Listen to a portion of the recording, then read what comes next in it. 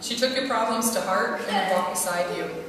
If anything, she would get overly involved with the pain of friends, colleagues, and family. But this is a gift that is rare in a world that anymore seems to promote selfishness and self-protection at all costs. In this respect, I believe she was Christ-like. I'm not going to portray my mother as a perfect saint. This is a small crowd, and we know her well enough to know that she had her own demons, her own blind spots, and her own struggles, as all of us here have. Every last one of us, in different ways. But in her core, she was a good-hearted and sensitive woman who would have given you the shirt off her back, even if it meant that she'd go cold. She'd have done it. She loved us all. She adored her grandchildren and had a special relationship with Tanner, her oldest grandchild. She would visit for a long time every single year. She would go up on Halloween and stay through his birthday so that she could be there with him, and she loved him deeply. She was so proud of him, but each of us had a special place in her heart. Breaking away from the past, and which is typically a eulogy talks about the life of the person to date, but I wanted to take a moment and actually talk about present and future tense, because this is very, very important to me. And this is what a celebration of life is supposed to be, not just the past, but the future and what I believe it holds for my mom. And I've told a lot of you about a vision that I had several weeks ago. I'm going to share it again right here.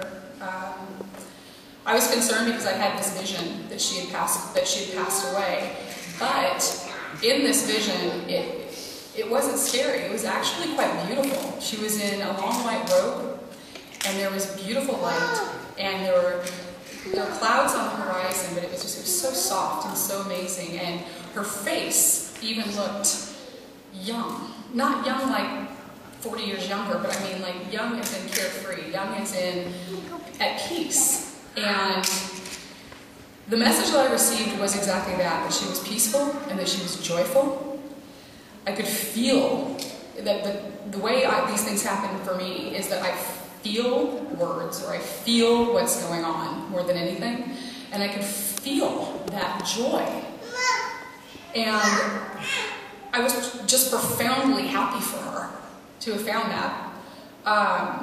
It was also impressed on me that this feeling of godly joy is who my mother is in her core, and that the world itself just was very, very hard on her. She was happy, peaceful, beautiful. And the other words that I felt or heard were the words, she is a pure spirit. This vision is what I'm going to hold on to when I think about my mom. I will personally mourn the past, mourn what was, what wasn't, and I will miss her very deeply.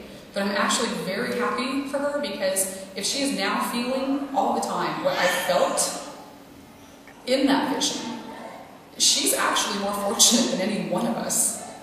I really mean that. She's better off right now than every single one of us. And I know we're left here to be in pain and to grieve and to want her, but she's okay. And all I've ever really wanted is for my mother to be happy. I've told her that countless times, and I believe in my heart that she is happy. So that's all I have to say. I will stop and let other people have a word, but thank you so much, you guys. I appreciate it. I just want to say thank you everybody for coming today. It means a lot to see everybody's face. She loved all of you. Yeah. Thank you. Girls, appreciate that. Scott, I'm going to go to this other microphone here. There. Can you hear me? All right, I'm going to come down on the main floor here. Some of you know the Donahue room. You know, Donahue used to run up and down and have people share. But if you would like to share a memory of Jeanie in her life, something special in your life, anyone over here, would you like to raise your hand right now? Just, no, well, every memory of Jeanie is special, but give us your name, just in case we don't. I see you. Okay, I'm coming. I can only lose it. Hi, I'm Sherry Graham, and I used to be Jeanie's neighbor on Garfield Place. And we only lived around the corner from each other, but we called and talked on the phone. And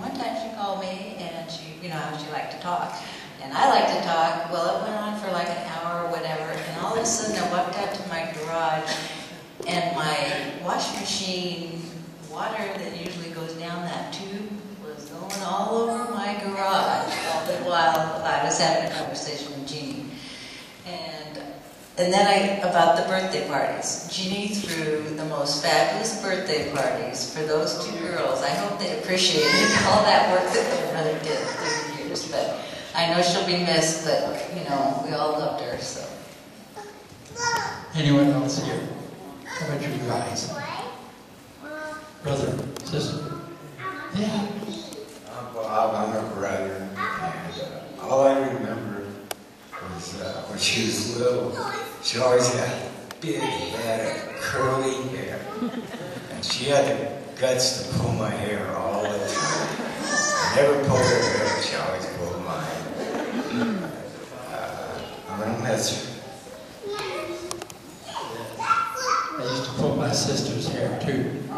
Yeah. Anyone else? Right in here, let's shift. Okay. Okay. I'm Linda, better known as Bisha by the Swain family. Uncle Dee gave me that name, by the way. Anyway, I'm going to miss her a whole bunch. And I know everybody else will too. All I can say is I bless the family. We all know Jeannie's in a good place. Jeanie was always fun. We always went to the beach together when we were kids. Had it been for their family, I'd never have gone to a movie. Would have never gone to a vacation. So they feel like more like brother and sister to me. Someone over here. You had your hand up. Did you? I'm a high school friend of Charlotte's, and I just remember all the time she would just shake her head. Oh, girls. You know, she'd see me coming, she'd think, oh, no, what next? You know, she never judged us, she never, you know, yelled at us. Well, maybe Charlotte she did, but, you know, I always knew that she accepted me whether we were causing trouble or not. Grandpa called her Shadow because we were always together. That was her nickname for Grandpa. She was Shadow. I thought she got that a long time ago. Anyone else? Oh, excuse me. This thing really talks to us sometimes. I'm Eva. Jeanie was like a sister to me. Lived next door since 1993. And as Jennifer said, I don't think that woman had a mean bone in her body. She never said anything harsh about anyone. She was all about love, and she loved God very much, and was had strong faith. Very, very talented woman. I don't think she knew it though, which was a shame. She could really do anything she wanted to do. She just needed to be pushed along a little.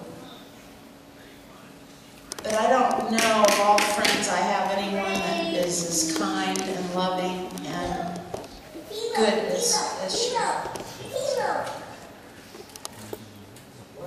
Anyone else? Raise your hand. I'll bring you the microphone so we can hear you. I know you on the back row. That's why you sat there, because you're shy. You just don't want to be in the limelight. How about over here? Anyone want to say anything?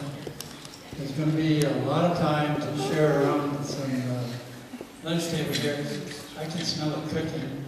And so thanks for sharing and thanks for coming. This is a special time. Jeanie has been a very special person to me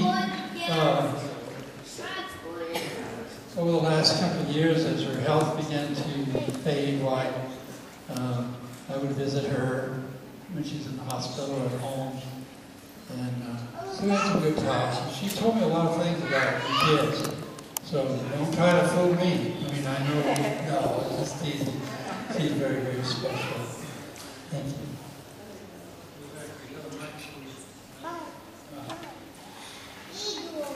Due to facilitate time here,